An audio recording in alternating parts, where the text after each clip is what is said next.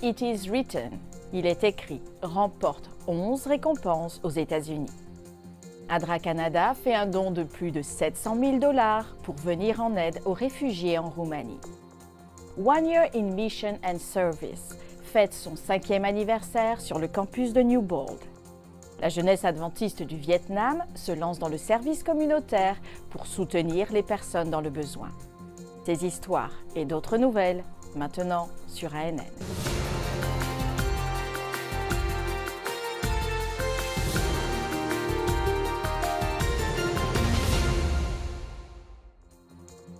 Aux États-Unis, le ministère Il est écrit a remporté 11 récompenses pour des programmes tels que The Hero, le héros, et The Great Bible Characters, Solomon, les grands personnages bibliques Salomon. Ces 2 émissions ont été récompensées par des médailles d'argent et de bronze dans les catégories Television Craft, entre autres. Présenté par Robert Costa, Il est écrit en espagnol, a remporté 2 prix d'or dans la catégorie Art de la vidéo sociale, montage et activité générale autre que la radiodiffusion, catégorie Religion et spiritualité, grâce à la vidéo suivante. Greetings, dear partners. Bonjour, chers partenaires.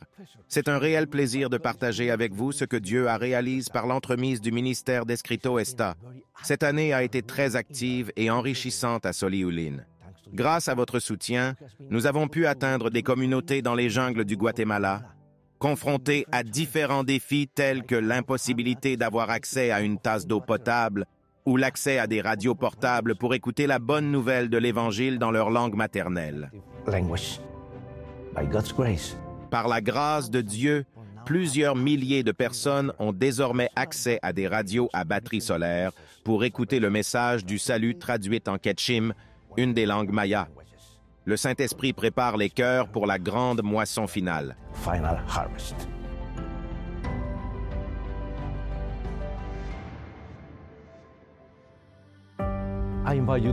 Je vous invite à m'accompagner au Costa Rica et au Nicaragua. Les préparatifs ont commencé au cours du mois de septembre de l'année dernière avec des milliers de petits groupes et une évangélisation de la santé. 27 000 membres se sont mobilisés pour prier et d'étudier la Bible avec au moins 10 personnes chacun, soit un total de 270 000 personnes pendant 4 mois pour préparer les réunions. Les séries d'évangélisation se sont déroulées en 2 étapes, une semaine au Costa Rica et une semaine au Nicaragua. Dans les 2 CA, nous avons pris des dispositions pour aider les malentendants. 3 chaînes de télévision, Advantage, 7 jours et 15 stations de radio ont couvert l'événement en direct, atteignant ainsi une audience de 23 millions de personnes, dans tous les pays d'Amérique centrale et même aux États-Unis. L'événement d'une semaine n'a pas été sans poser de problème. Lors du dernier week-end de prédication, quelque chose de surnaturel s'est produit. Un grand panneau décoré dans la scène s'est soudain envolé à travers le bâtiment et a cassé 2 écrans de télévision et plusieurs chaises. Il n'y avait pas de vent à l'intérieur du bâtiment. Heureusement, personne n'a été blessé. C'était un rappel sérieux qu'il pourrait être évangéliste. Évangéliste n'est pas une sinécure. Nous sommes dans une bataille spirituelle. Bien sûr, la Bible nous dit déjà que Dieu a fait le grand choix et que nous sommes du côté des vainqueurs. C'était également le cas au Costa Rica et au Nicaragua. La semaine s'est terminée par 3 420 nouvelles âmes très bien préparées pour le royaume, qui ont été baptisées. Cette année, j'ai également visité le pays le plus athée et agnostique d'Amérique latine, Uruguay, où les pasteurs travaillent avec l'Église dans le but de partager la vérité de l'Évangile avec une société très sécularisée. L'événement s'est conclu par le baptême de 34 personnes qui ont accepté Jésus comme leur sauveur. De là, j'ai pris un volume direct pour la Bolivie, où un autre effort d'évangélisation à l'échelle nationale a été déployé pendant la Semaine sainte du mois d'avril. Pendant ces mois, l'accent a été mis sur l'étude de la Bible avec 35 000 personnes étudiant la Bible, principalement en petits groupes. Chaque soir, j'ai eu le privilège de prêcher dans des villes différentes. L'événement a commencé un samedi matin, sous la pluie et la grêle, dans le stade de football le plus haut du monde, près de la ville de La Paz, à 14 000 pieds d'altitude. Environ 25 000 membres et 4 000 visiteurs ont assisté à l'événement tout au long de la journée. 70 arbres de baptême portatifs se sont dressés au centre du terrain en forme de croix géante. Le baptême s'est fait avec de l'eau chaude apportée de la source d'eau chaude, un énorme camion-citerne qui venait de loin. Nous avons terminé dans la ville de Cochabamba. Et à la fin de la semaine, nous avions 7 237 baptêmes et d'autres ont eu lieu dans les semaines suivantes. En mai, j'ai eu l'occasion de me rendre dans le nord de Madrid, en Espagne, une petite congrégation que nous avons aidé à établir au cours des 2 dernières années. Aujourd'hui, ils comptent environ 90 membres. Enfin, après la pandémie, ils ont ouvert les portes du culte à leur communauté.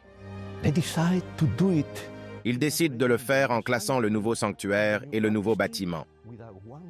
Baptême avec une série d'évangélisation d'1 semaine. Ils ont amené 27 visiteurs, amis et voisins.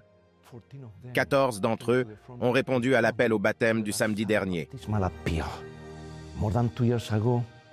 Il y a plus de 2 ans, un laïc engagé a invité José et Elena à un programme spécial dans l'une de nos églises.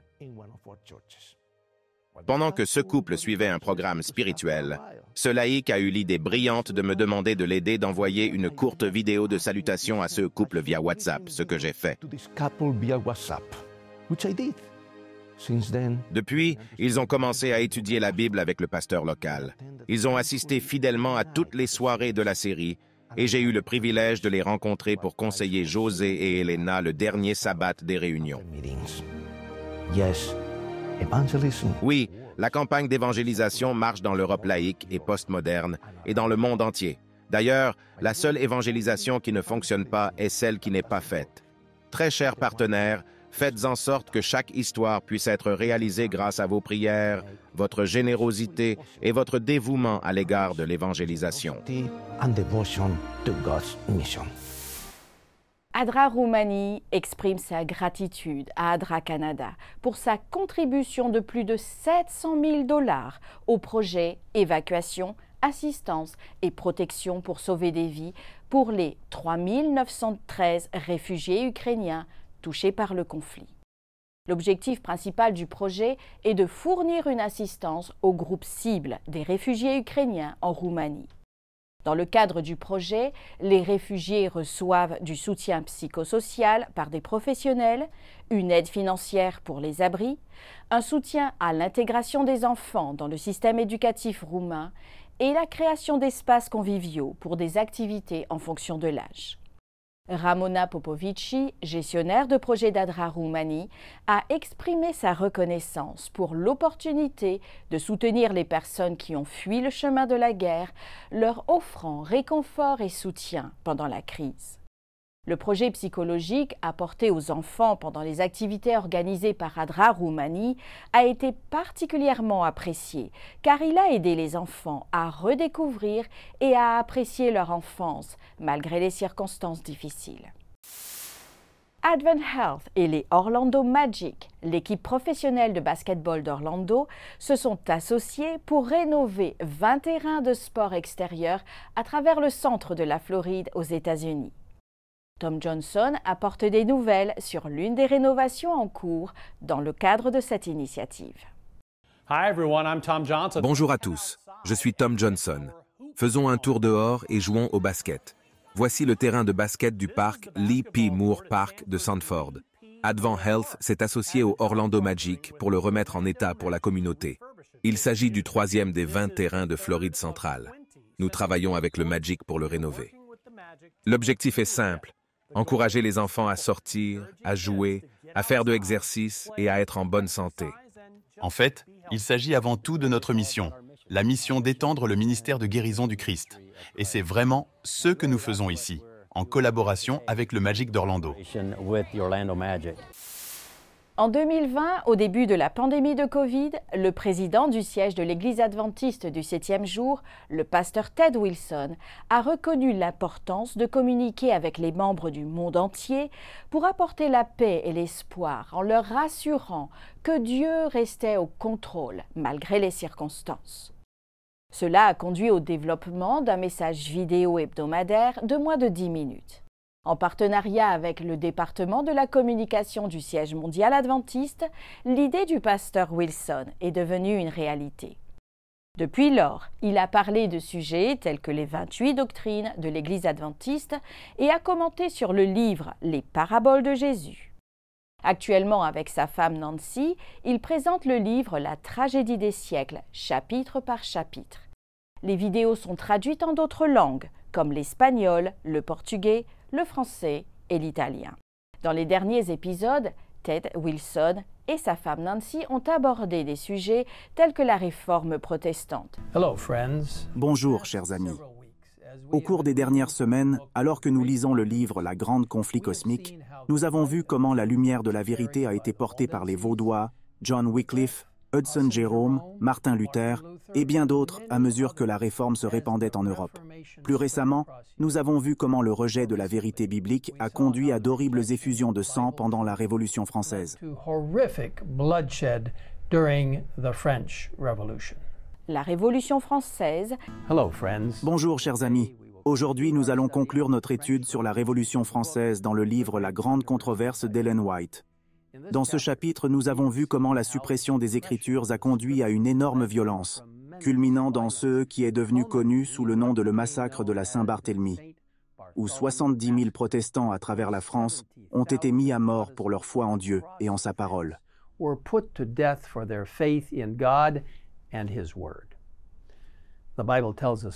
La Bible nous le dit clairement dans Galates 6, verset 7, « On ne se moque pas de Dieu, car tout ce que l'homme sème, il le moissonnera aussi. » Ce texte a pris vie lorsque, à l'endroit même où il a été écrit, il s'est avéré qu'il n'y avait pas d'autre solution. À Paris, où furent brûlés les premiers martyrs de la foi protestante, les premières victimes de la Révolution française ont été guillotinées 200 ans plus tard. Et les signes du prochain retour de Jésus. Les prophéties bibliques nous indiquent non seulement la manière dont le Christ reviendra, mais aussi les signes qui nous indiqueront que son avènement est proche. Jésus dit dans Luc 21, 25 à 28, « Il y aura des signes dans le soleil, dans la lune et dans les étoiles.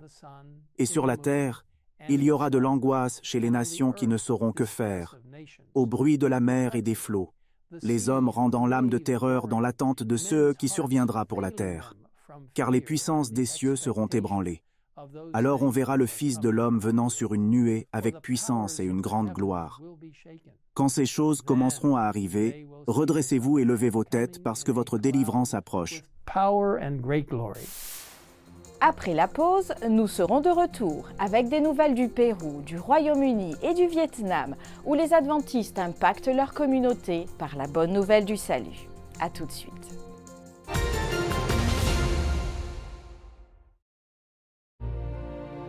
Every good and perfect gift is from above, coming down from the Father of the heavenly lights, who does not change like shifting shadows.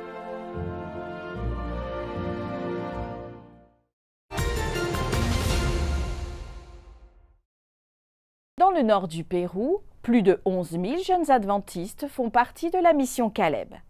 Le travail des bénévoles de la région, avec l'aide des dirigeants et des pasteurs, s'est achevé par 335 baptêmes. La mission Caleb est un projet de bénévolat promu par l'Église adventiste du 7e jour où les jeunes consacrent leur période de vacances à l'évangélisation et au service de la population. Nous en apprendrons un peu plus sur ce projet dans la vidéo suivante. Enfin des vacances. Nous y sommes, enfin des vacances, et je ne veux rien faire pendant ce jour férié. Rien? Rien. Je vais même éteindre mon réveil pour ne pas avoir à me lever tôt. Et vous? Caleb Mission. Mission quoi? Caleb. Qu'est-ce que c'est? Ah, vous passez directement par mon espace de stockage. Voici quelques-unes des choses que je vis à la mission Caleb.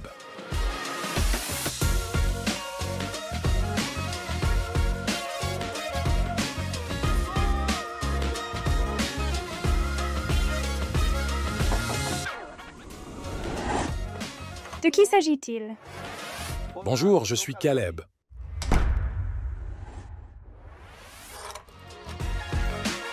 Bonjour, vous pouvez entrer, je vous attendais. Le 5e anniversaire du programme One Year in Mission and Service, une année de mission et de service, a été célébré sur le campus de Newbold College à Bracknell au Royaume-Uni avec une cérémonie de remise des diplômes. Le programme offre aux étudiants la possibilité d'approfondir la Bible, d'apprendre la théologie et la mission, tout en acquérant une expérience pratique dans le ministère. Les étudiants ont partagé leurs expériences directes de service à divers endroits dans le monde. Rien qu'en étant ici, j'ai maintenant une idée de ce que je veux faire plus tard dans la vie. Après cette année de service missionnaire, je me sens plus autonome et j'ai davantage confiance en moi. J'ai les outils et les opportunités d'aider les gens.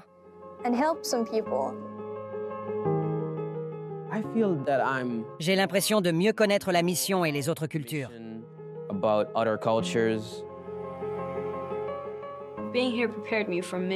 Le fait d'être ici m'a préparé à la mission dans le sens où j'ai pu réfléchir au travail missionnaire et à la manière d'approcher les autres. J'ai un nouvel objectif, une nouvelle motivation pour m'améliorer ou faire quelque chose pour moi.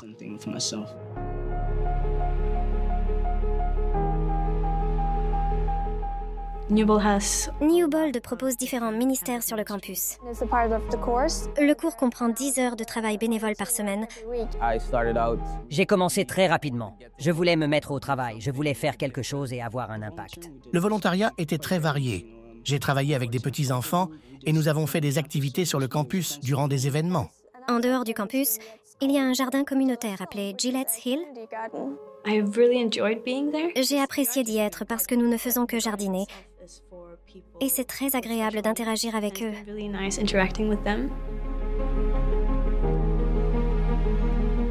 Bien qu'il s'agisse d'un établissement d'enseignement, il comporte un aspect spirituel très important. Beaucoup de rencontres se déroulent autour de Dieu.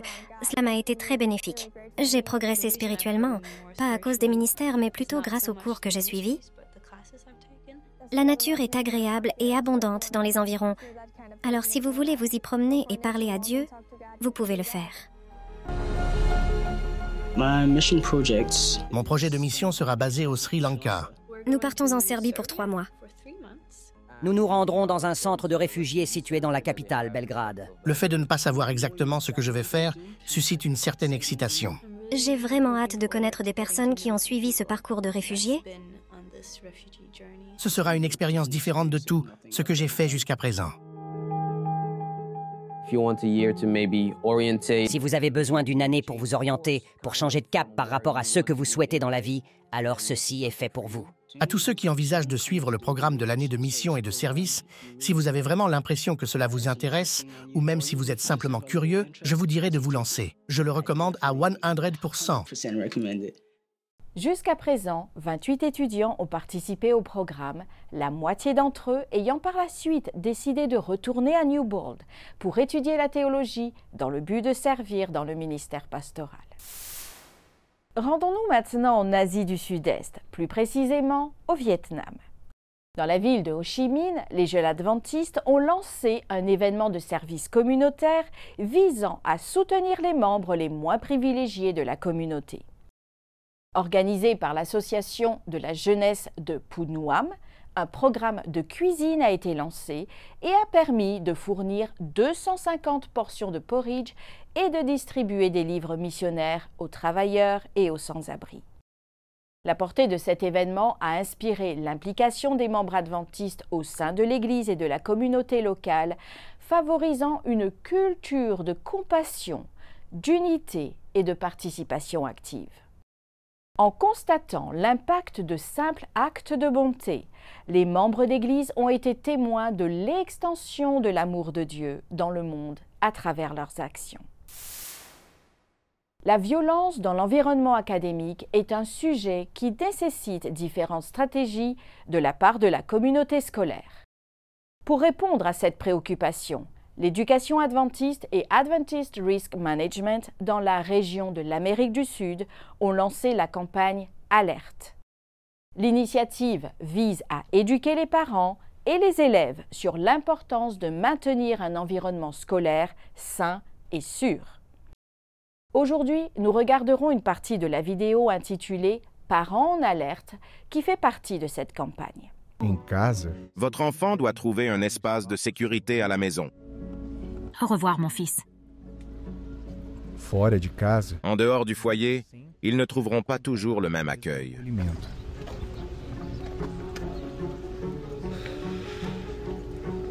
Le saviez-vous? Non. Pourquoi êtes-vous étrange à la maison? Devons-nous réserver un conseiller? Oui, allons-y de toute urgence. Aujourd'hui encore. Soyez attentif au comportement de votre enfant et à la façon dont il est traité. Certains signes indiquent que quelque chose ne va pas.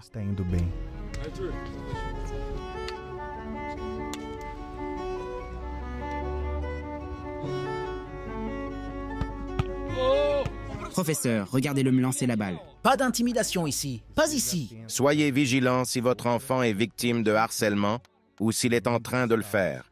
Dans les deux cas, des mesures doivent être prises. Si nécessaire, demandez l'aide d'un conseiller. Surveillez le développement émotionnel de votre enfant. Ne le laissez pas s'isoler dans sa chambre sans surveillance. Soyez attentifs aux signes. Votre enfant a besoin de vous. J'ai mes parents qui sont toujours avec moi. M'aider et me soutenir, je les adore.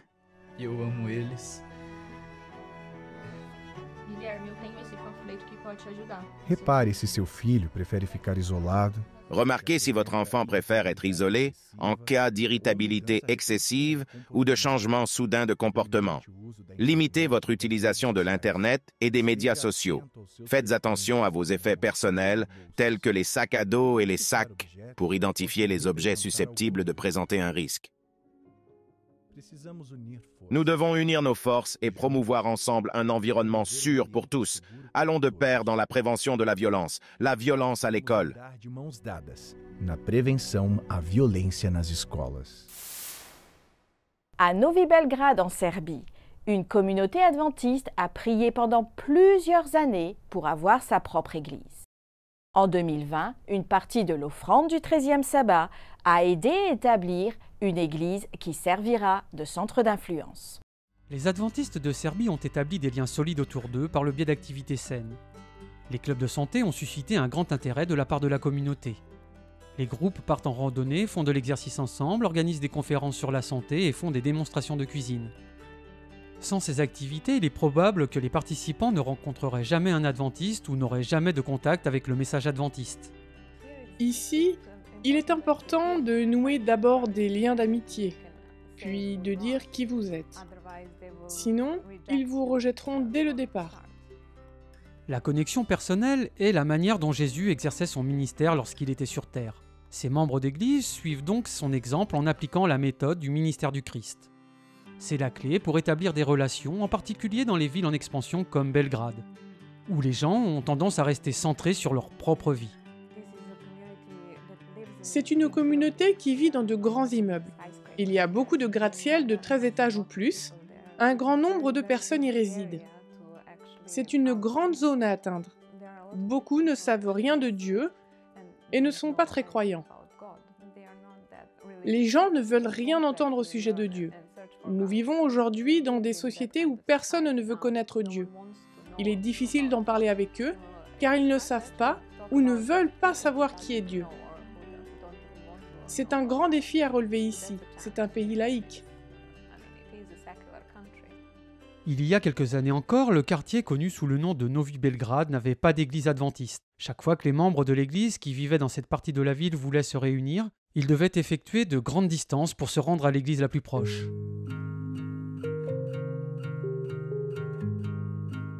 En 2020, une partie de vos offrandes du 13e sabbat a permis d'établir une église à Novi Belgrade. Ils ont pu obtenir un espace à 2 niveaux et sont en train de rénover le niveau inférieur pour en faire un centre d'influence urbain. Cela signifie beaucoup pour nous car nous avons nos propres services, nous pouvons inviter des amis. L'installation est très bonne et nous sommes très reconnaissants à Dieu qu'il y ait 2 niveaux. Au niveau supérieur, où nous nous trouvons actuellement, se déroulent les services. Et la partie inférieure est vraiment très pratique pour diverses activités. Ce sera bientôt un centre d'influence et nous allons avoir des clubs de santé ici. Nous allons enseigner aux personnes comment cuisiner des aliments sains et peut-être une sorte d'artisanat. L'artisanat est très apprécié ici, comme la fabrication de savons à partir d'ingrédients sains, ainsi que le découpage et le piquage.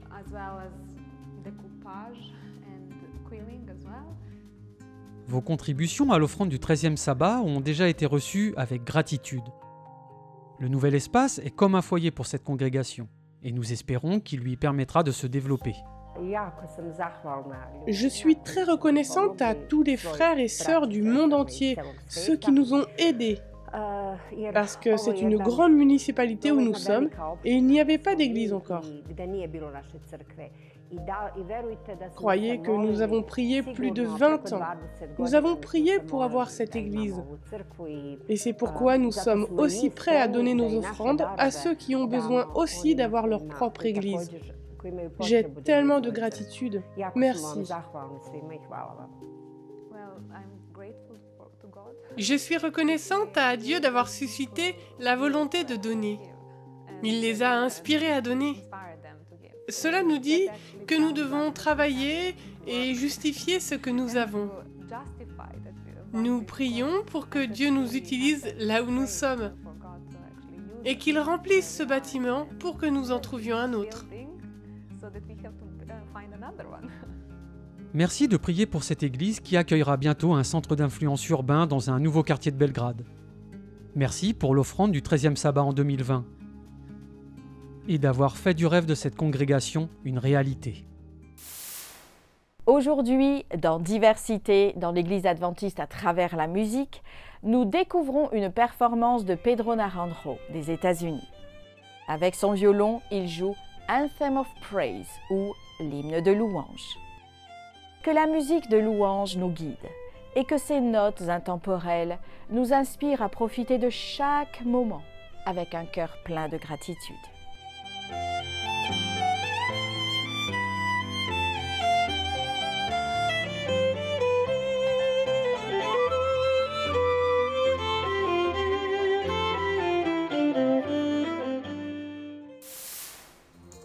Merci d'avoir suivi ANN. Rejoignez-nous la semaine prochaine pour plus de nouvelles du siège de l'Église adventiste du 7e jour. Saviez-vous que l'Église adventiste du 7e jour a une chaîne YouTube où vous pouvez regarder ANN Vidéo, ANN in Depth et plein d'autres vidéos étonnantes sur la prophétie, la santé et l'étude de la Bible? Il suffit d'aller sur YouTube et de chercher Église adventiste du 7e jour. Cliquez sur le bouton s'abonner pour ne jamais manquer une nouvelle vidéo. Et n'oubliez pas de laisser un commentaire ou une demande de prière. Une équipe prie pour vous 24 heures sur 24 et 7 jours sur 7. Avant de vous dire au revoir, nous vous laissons avec une bonne nouvelle tirée du livre des Psaumes, au chapitre 55 et au verset 22. Remets ton sort à l'Éternel, et il te soutiendra. Il ne laissera jamais chanceler le juste. Ainsi s'achève notre programme de cette semaine. N'oubliez pas que vous pouvez toujours visiter adventiste.news/fr pour des nouvelles quotidiennes et des vidéos. À la semaine prochaine pour d'autres nouvelles de foi, d'amour et d'espérance. Que Dieu vous bénisse.